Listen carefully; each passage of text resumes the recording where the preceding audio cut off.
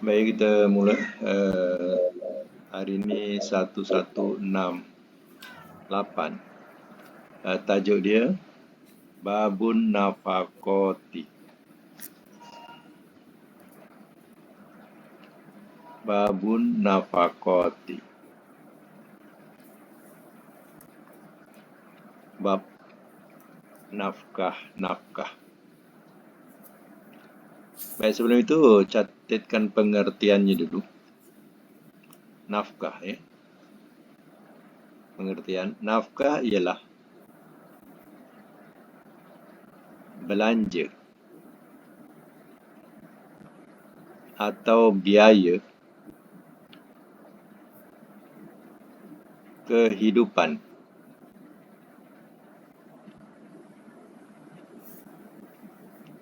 yang wajib dikeluarkan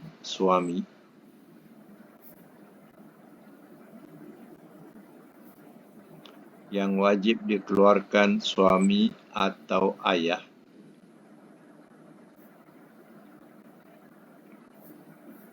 bagi kepentingan isteri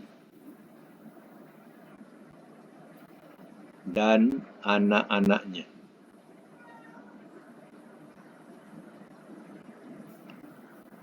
atau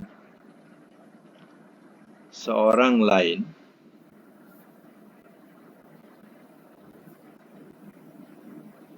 yang menjadi tanggung jawabnya.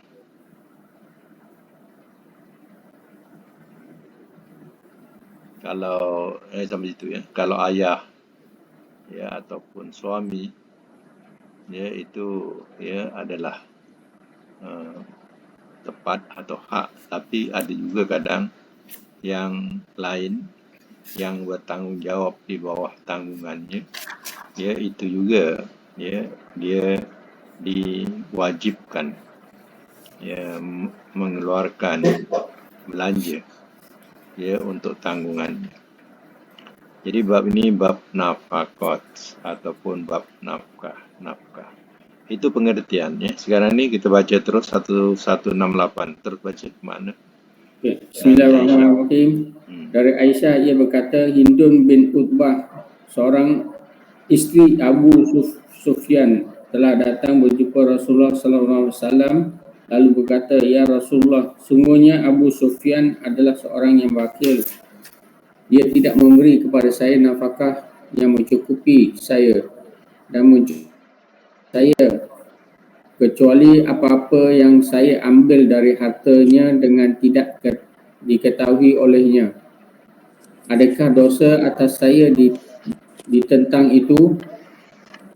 Maka sabdanya, ambillah dari hartanya apa yang mencukupimu dan mencukupi anak-anakmu dengan cara yang patut. Muttafaq alaih. Ya. Baik, catatkan, ya. Hadis 1168. 1168 hadis sah. Matan, suami wajib memberi nafkah kepada isteri dan anak-anaknya.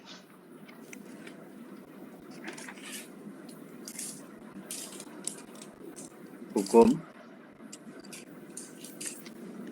wajib.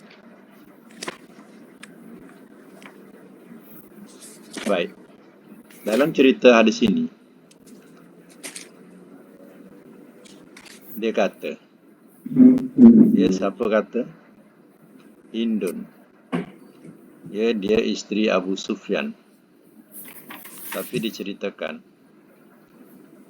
yang mana suaminya ni terlampau bakhil, kedekut, ya, berkira.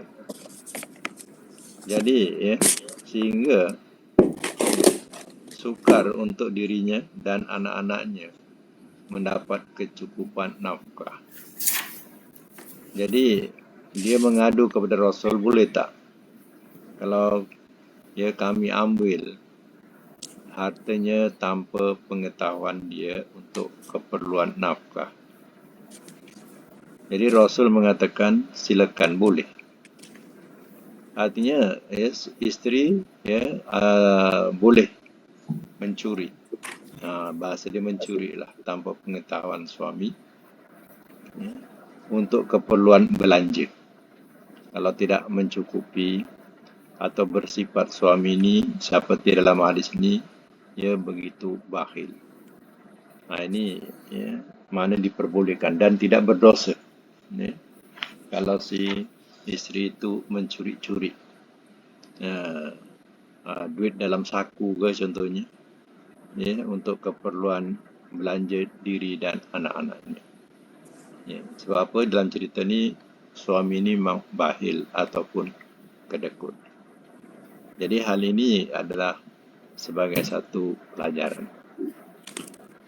Jadi kena ingat juga bahawa dahulu kebanyakan isteri-isteri ini dia suri rumah sepenuh masa. Bukan sebagaimana yang kita lihat sekarang. Isteri-isteri juga ada yang bekerja. Terkadang pangkat atau kedudukan isteri itu lebih besar daripada suaminya, dan terkadang pendapatan isteri lebih besar daripada pendapatan suami. Adakah hal ini si isteri mengatakan gaji kamu gajiku, gajiku gajiku, adakah dia akan mengatakan macam tu? Jadi sebenarnya dalam Islam tidak begitu. Dalam Islam kalau dia sudah berumah tangga, artinya dia bersekepakatan. Bersepakatan untuk membina rumah tangga dan sama-sama berganding bahu. Jadi di situ barulah rukun rumah tangga. Jangan pula gaji isteri langsung tak boleh disentuh, dan kemudian gaji suami dikikis habis.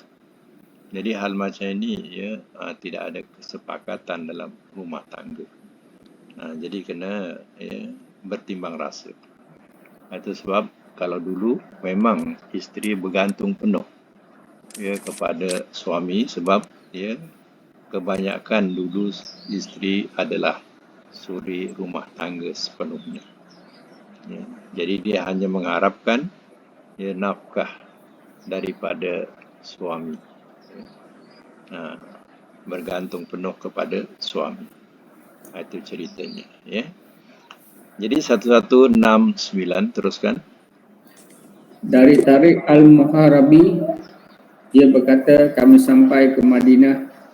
Di waktu itu Rasulullah SAW sedang berdiri atas mimbar berkhutbah di hadapan manusia, dan ia bersabda, tangan pemberilah yang paling tinggi, tetapi mulialah dari orang yang engkau tanggung, ibumu dan bapamu, dan saudara perempuanmu dan saudara laki-lakimu. Kemudian orang yang lebih hampir kepadamu, lantas orang yang lebih hampir kepadamu. Diriwayatkan dia oleh Nasa'i dan disahkan dia oleh Ibnu Hibban dan Daraqutni. Saya catatkan Hadis 1169. Hadis sah. Matan, dianjurkan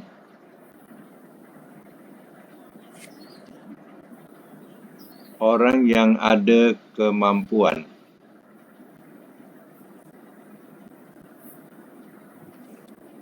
memberi nafkah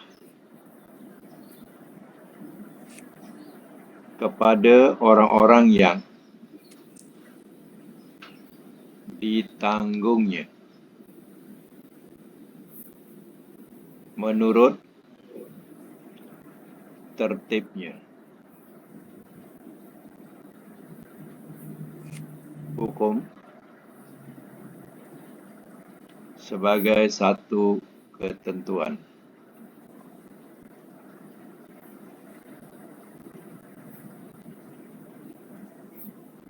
Jadi dalam hadis ini bermaksud seorang yang hendak memberi nafkah kepada orang lain atau memberi belanja kepada orang lain, hendaklah ia mendahulukan orang-orang yang menjadi tanggungjawabnya. Dan sesudah itu hendaklah ia memperhatikan ibunya dan bapanya, lalu saudara perempuannya, kemudian saudara lelakinya. Itu mana adik-beradik. Adik-beradik yang lelaki, adik-beradik yang perempuan, macam tu. Sesudah itu kerabatnya yang lain, berhubung dengan yang berhubung dekat dengan dirinya. Jadi itu dikatakan sebagai tertib dia. Orang yang mempunyai ketinggian, maknanya ketinggian di situ al-ulia tu, mana orang yang memberi itu tinggi, mulia, ya. Tapi kena berikan kepada orang yang patut engkau tanggung. Kalau ada ibu dan ayah, maka ia lebih diutamakan. Kalau ada adik-beradik pula yang keciciran, susah, itu pun mengikut tertibnya dimuliakan. Kemudian baru yang terdekat dan yang terdekat.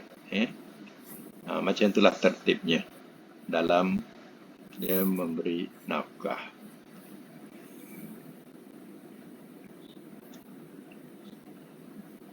Kadang di antara adik-beradik itu ada yang Allah berikan dia kelebihan dalam segi harta.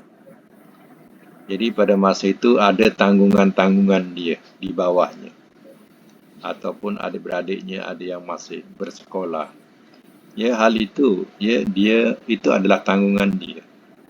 Selain daripada mak ayahnya, adik-beradiknya yang masih dia perlukan belanja, maka wajib dia tidak boleh bakhil. Tidak boleh bakhil. Jadi dia kena berikan belanja kepadanya. Itu adalah kewajipan dalam segi nafkah. Baik, kita teruskan 1170. Biasa, boleh baca. 1170 dari Abi Hurairah, ia berkata, telah bersabda Rasulullah SAW, hamba wajib mendapat makanannya dan pakaiannya, dan tidak boleh beratkan dia bekerja melainkan sekadar yang ia kuat memikulnya. Diriwayatkan dia oleh Muslim. Baik. Hadis 1170, hadis sah. Matan, diperintah tuan memberi nafkah kepada hambanya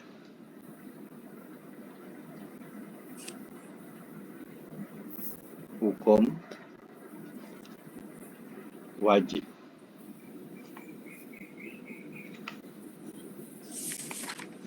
Dalam hadis ini, hamba mempunyai hak untuk mendapatkan jaminan makan dan minum dari tuannya dan tidak boleh memberikan tugas pekerjaan di luar kemampuan hamba itu. Jadi hamba itu adalah milik tuan. Jadi hamba berhak dia mendapat nafkah daripada tuan. Dan Nabi katakan jangan dia memberatkannya dengan pekerjaan-pekerjaan yang dia tidak mampu. Jadi itu dah jadi sebagai satu kezaliman kalau dilakukan demikian atau diperbuat demikian terhadap hambanya. Itu mana Nabi larang demikian. Baik, 1171. Dari Hakim bin Muawiyah Al-Qusairi, dari bapanya, ia berkata, saya bertanya, ya Rasulullah, apa kewajipan seseorang dari kami terhadap isterinya? Sabdanya, bahawa engkau beri dia makan bila engkau makan dan engkau beri dia pakaian bila engkau pakai. Al-Hadis, dan telah terdahulu di fasal pergaulan dengan isteri-isteri. Hadis 1047. Ya. Boleh catatkan 1171 hadis sah. Matan Nabi hadis sah, kemudian bracket lihat hadis 1047. Itu yang lalulah, kita dah lalu. Nah, 1047. Matan, isteri berhak mendapat nafkah dari suaminya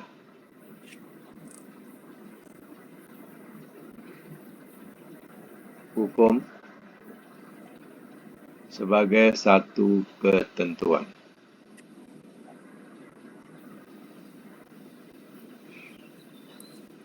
Baik, hadis 1171 ini. Suami berkewajipan untuk memberi makan dan pakaian kepada isterinya sesuai dengan makanan dan pakaian yang dikenakan suaminya. Dan suami tidak boleh mengurangi hak makanan dan pakaian bagi isterinya lebih rendah daripada yang dimakan dan dipakai oleh suaminya. Jadi nak menunjukkan bahawa dalam hadis ini si isteri dia tidak boleh memberi tekanan kepada suami kecuali bergantung kepada kemampuan suami. Macam mana suami berpakaian, tarafnya begitulah si isteri. Begitu juga dalam segi makan, macam mana suami makan, macam itulah sama-sama makan. Artinya jangan ia menekankan, memberi tekanan kepada suami yang tidak mampu.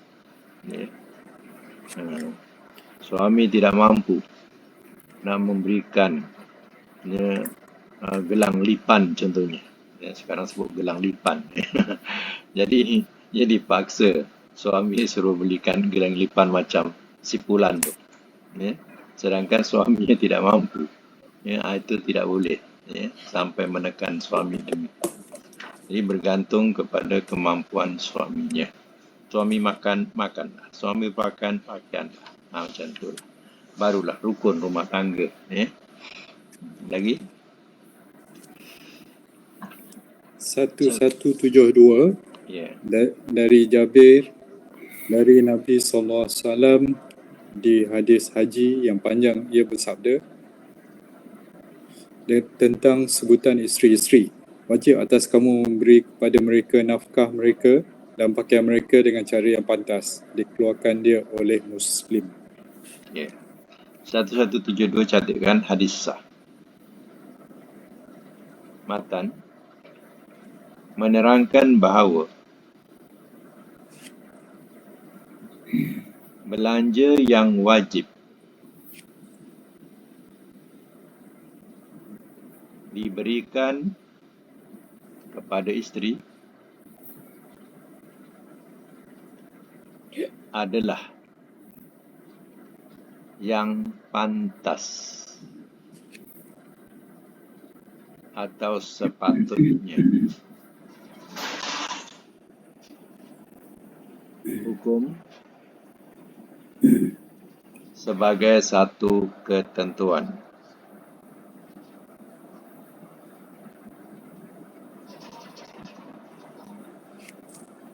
Mana dengan cara yang baik dalam hadis tu, bil ma'ruf Dengan cara yang baik maksudnya ialah sesuai dengan kemampuan dan ekonomi suaminya. Jadi si isteri kena bertimbang rasa dengan kemampuan yang ada pada suaminya. Lagi 1173 dari Abdullah bin Umar, ia berkata, telah bersabda Rasulullah sallallahu alaihi wasallam, cukup bagi seorang sebagai dosa bahawa ia sia-siakan nafkah orang yang wajib ia memberi makan. Diriwayatkan dia oleh Nasa'i dan iaitu di sisi Muslim dengan lafaz bahawa ia menahan pemberian nafkah dari orang yang ia miliki. Baik, ini 1173 hadis sah.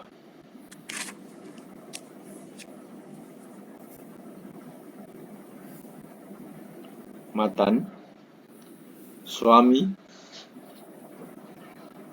atau tuan wajib memperhatikan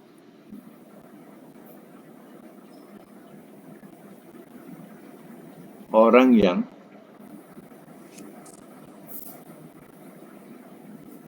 menjadi tanggungannya.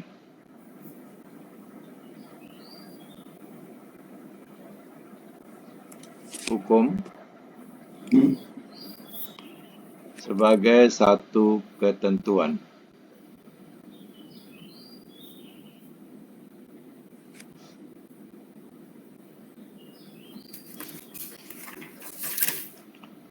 Ya, hadis yang dibaca tadi bermaksud seorang yang menanggung keperluan makan dan minum di bawah tanggung jawabnya, maka dikatakan berbuat dosa kalau dia melantarkan mereka, terlantar, sehingga mereka terlantar dan tidak mengurus keperluan mereka dengan cara yang wajar. Ya, itu dianggap dia sudah cukup, dia berdosa kerana membiarkan ya, orang yang jadi tanggungannya terlantar. Itu dah jadi haram hukumnya. Ya. Baik, teruskan 1173. Dari Jabir ia katakan dari Nabi SAW tentang perempuan hamil yang kematian suaminya, sabdanya, tidak ada nafkah baginya. Dikeluarkan dia oleh Baihaqi dan rawi-rawinya orang kepercayaan, tapi ia berkata yang mahfuz ialah mauqufnya. Baik, catatkan ya 1174. Hadis tidak sah,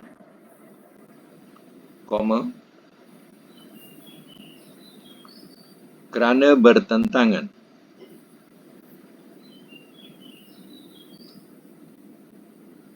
dengan Al-Baqarah 240.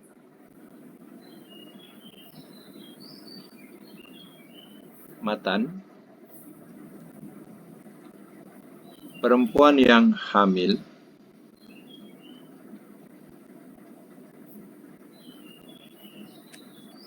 yang kematian suaminya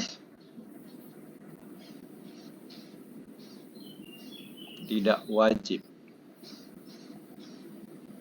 diberi nafkah.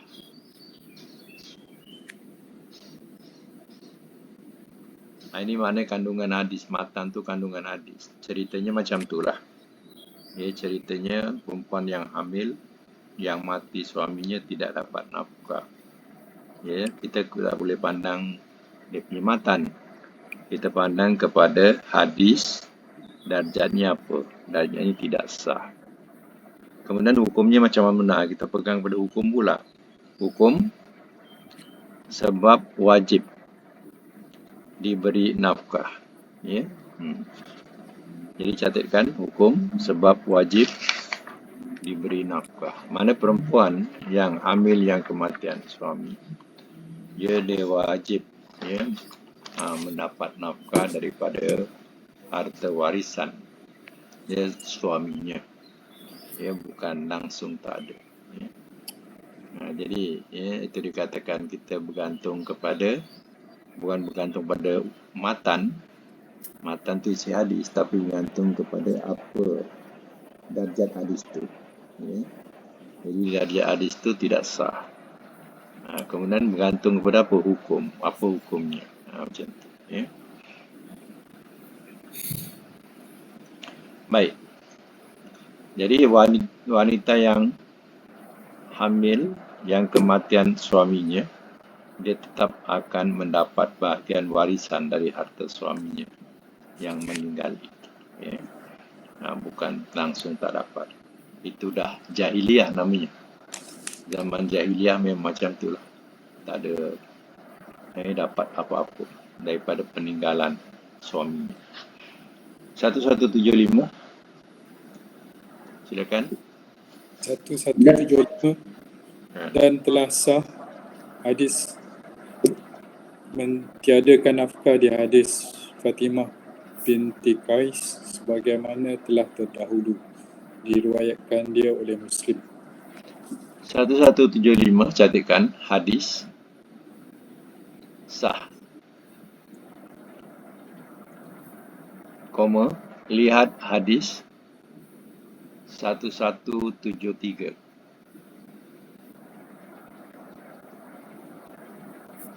Matan mahu menguatkan hadis 1174.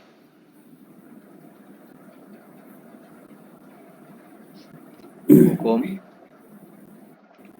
sebab tidak kena, kerana dengan perempuan yang dicerai,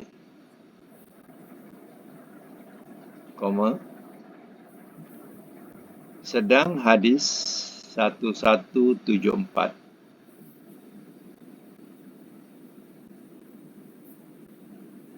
berhubung dengan perempuan yang kematian suami.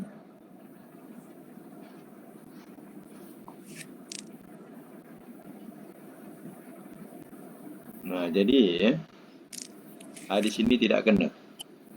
Nak dikaitkan dengan cerita Fatimah binti Qais.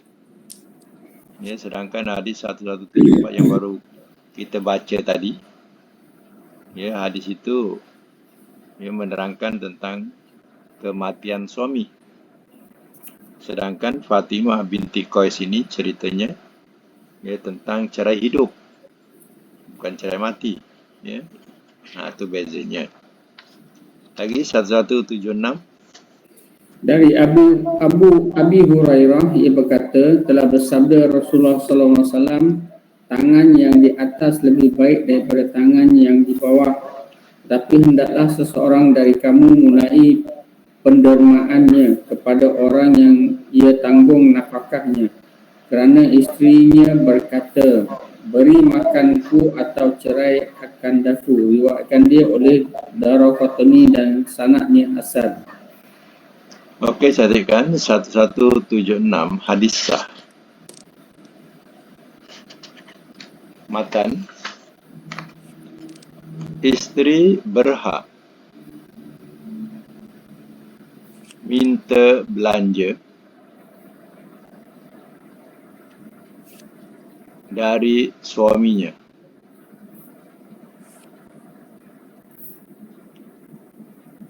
hukum sebagai satu ketentuan.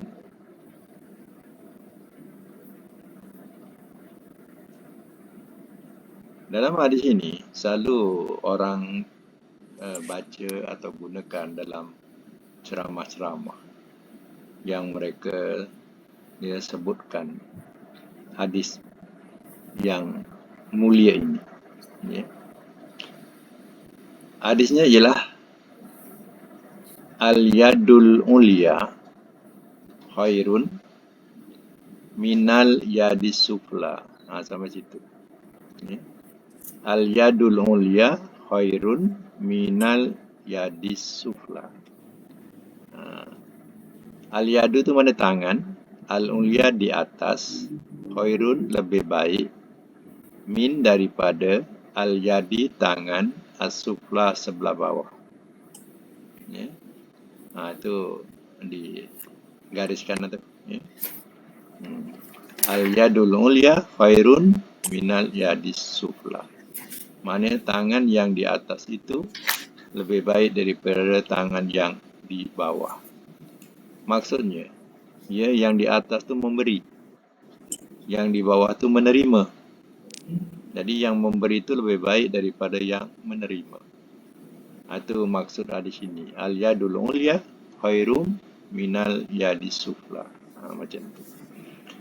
Ya, jadi hadis ini, ya, perempuan ini dia tegas dan garang dalam bahasa dia lah macam tu. Sebab ya, dia mengatakan, ya, engkau beri aku makan atau engkau ceraikan aku. Jadi perempuan atau isterinya ni garang. Ya, jadi dia tidak bertimbang rasa kepada suaminya. Ya. Kau nak bagi makan aku atau kau nak ceraikan aku? Kalau tak bagi makan, ya, kau ceraikan dia aku. Macam itulah bahasa. Jadi artinya, seorang yang memberi, dan dalam hadis ini, seorang yang memberi lebih baik daripada orang yang menerima. Dan orang yang memberi hendaklah mulai dari orang yang menjadi tanggungjawab atau kewajipannya. Bila seorang isteri ternyata tidak diberi belanja oleh suaminya, maka ia boleh menuntut wang belanja atau dia boleh menuntut cerai. Jadi dalam hal ini juga perempuan dia boleh memberikan alasan kalau dia tidak diberi nafkah, tidak boleh diberi belanja, dia boleh menuntut cerai kalau dia mahu. Ya. Jadi ya, itu ketegasan seorang isteri. Ya. Maknanya selama dia hidup, ya, si suami tidak memberikan nafkah padanya. Jadi dia boleh pilih sama ada dia nak teruskan bersama ataupun dia nak cerai. Macam itulah bahasanya. Ya. Lagi hadis 1177. 1177 dari Said bin Al-Musayyab tentang laki-laki yang tidak mampu membelanjai isterinya. Dia berkata, dipisah antara keduanya. Dikeluarkan dia oleh Said bin Mansur bin Sufyan dari dikeluarkan dia oleh Said bin Mansur dari Sufyan dari Abdul Zinad daripadanya berkata, saya bertanya kepada Said bin Al-Musayyab yang demikian itu sunnah, maka ia jawab ya, sunnah, dan ini hadis mursal yang kuat. Ya, catatkan ya. Hadis 1177, hadis boleh dipakai. Matan, perempuan yang tidak mendapatkan belanja dari suaminya sebaiknya hakim menceraikan antara dua suami isteri itu. Antara dua suami isteri itu. Hukum sebagai satu ketentuan.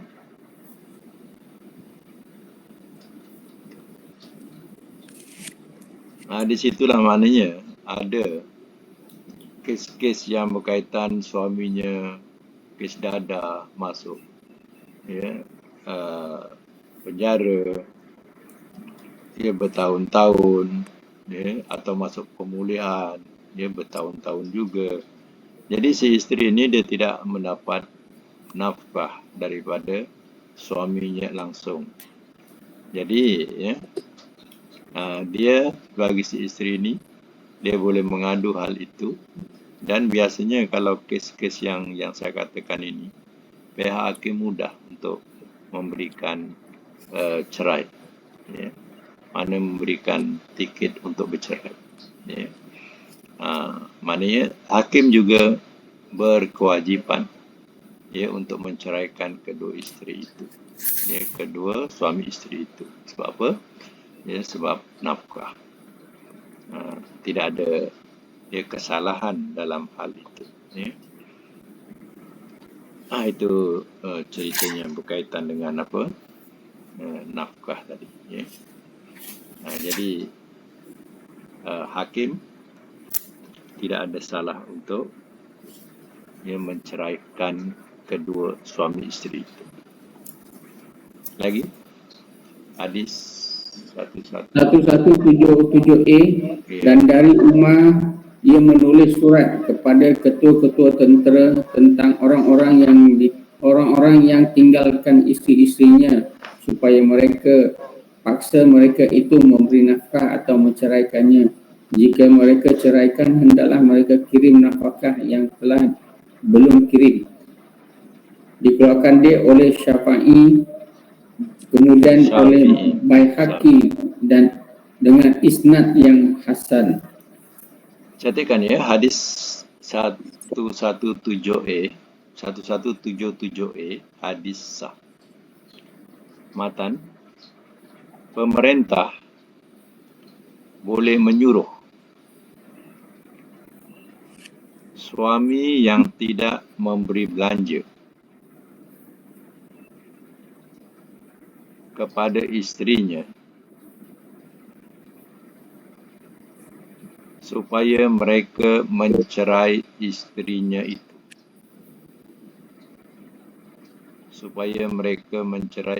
itu. Hukum mubah. Mubah ni mana? Harus atau boleh.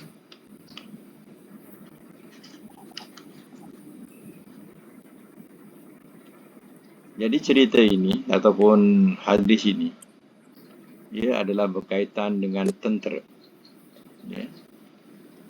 Jadi tentera-tentera yang tidak memberikan nafkah kepada isteri-isterinya, maka mereka diperintahkan menceraikan isteri-isterinya. Jadi dalam hal nafkah ini, sebab itu askar-askar kita ni, dia punya gaji, dia ada potongan untuk isteri. Jadi kalau dia bertugas lama pun, isteri dia tetap akan mendapat nafkah daripada suaminya. Sebab mula-mula dulu memang gaji itu suami saja.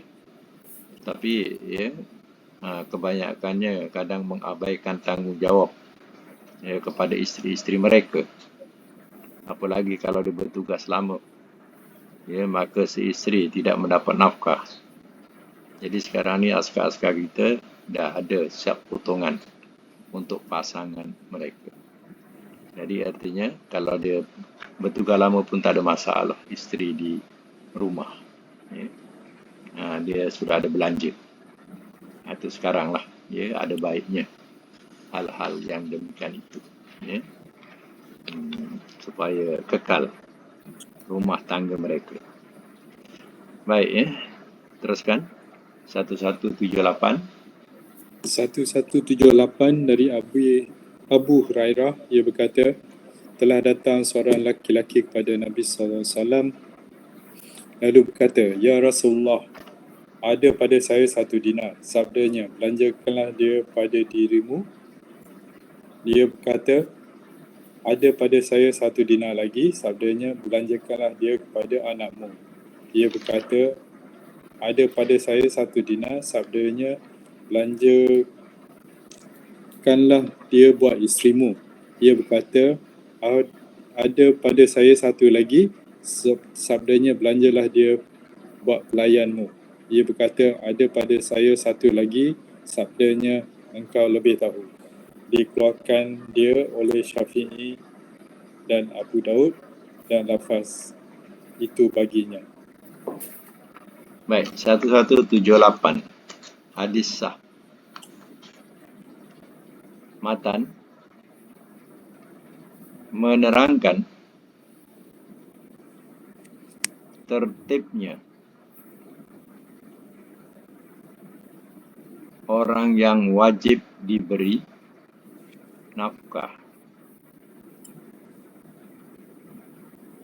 Menerangkan tertibnya orang yang wajib diberi nafkah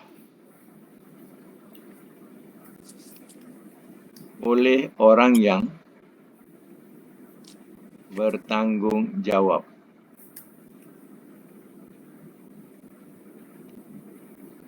Hukum sebagai satu ketentuan.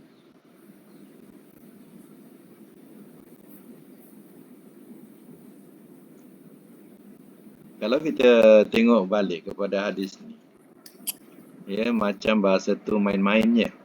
Ya. Tapi sebenarnya, bila diambil pelajaran, ya, bahawa ya, hadis ini menyusun kata sebagai satu ketertiban dalam nafkah. Ya.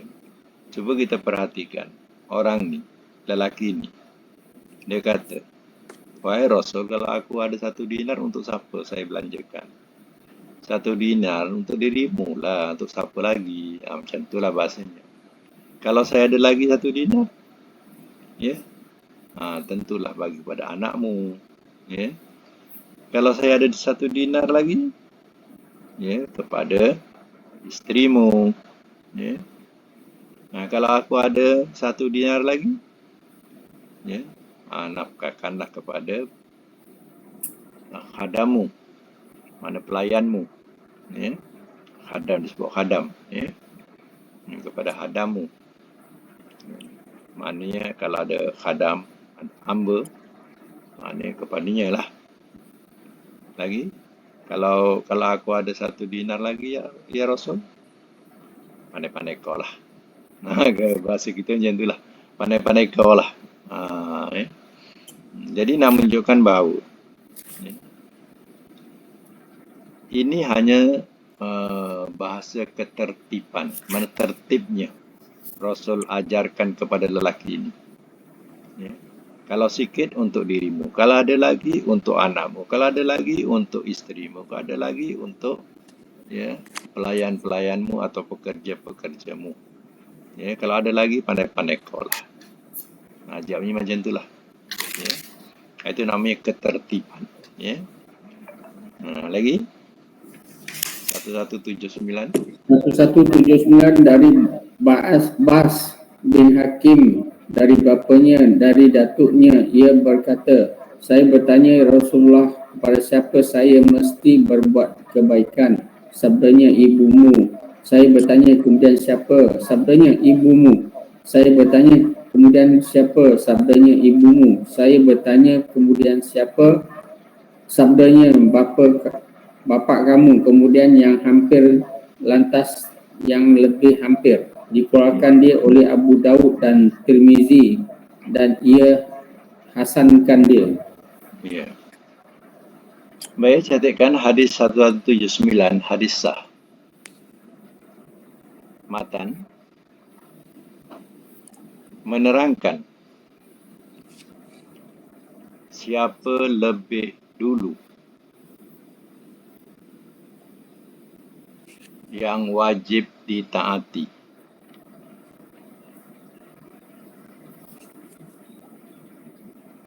Dalam bracket, ibu,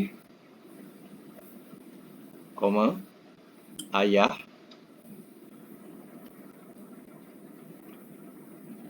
lalu kerabat yang terdekat,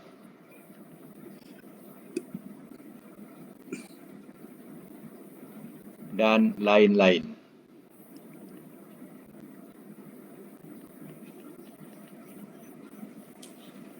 Hukum sebagai satu ketentuan.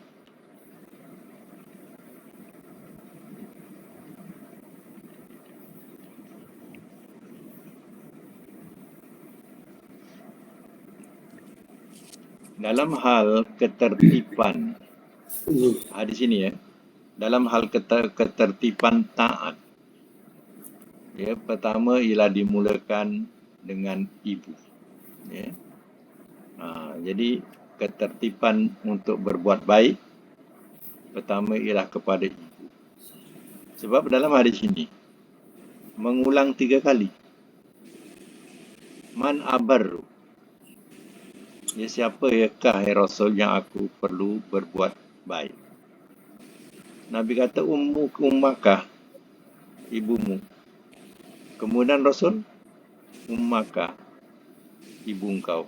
Kemudian Rasul, ummaka, ibu engkau. Jadi sampai 3 kali. Ya. Kemudian ditanya lagi, siapa lagi ya Rasul? Ya. Qala, sabda Rasul, abaka, bapa engkau. Jadi bapa tu yang ketiga baru disebut bapa. Nak menunjukkan bahawa ya, yang paling dimuliakan dulu, diutamakan dulu ialah ibu dalam hal berbuat baik. Ya. Barulah bapa, kemudian sumal akroba fal akroba. Kemudian yang hampir, maka yang hampir lagi. Maknanya, kemudian barulah kerabat-kerabat. Berbuat baik dengan kerabat-kerabat.